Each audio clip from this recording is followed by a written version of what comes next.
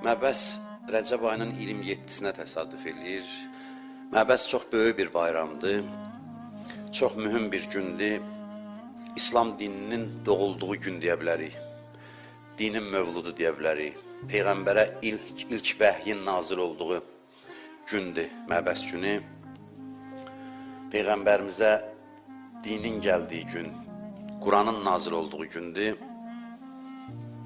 Çox mühüm bir gündür və indidən nəzərinizə çatdırıram ki, həmin günün, yəni Rəcəb ayının 27-sinin, o günün mühüm əməlləri var, ibadətləri var.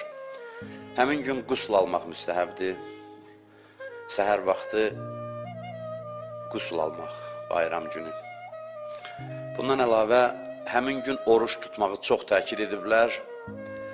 Məbəs gününün orucunun savabı 70 ilin orucuna bərabərdir.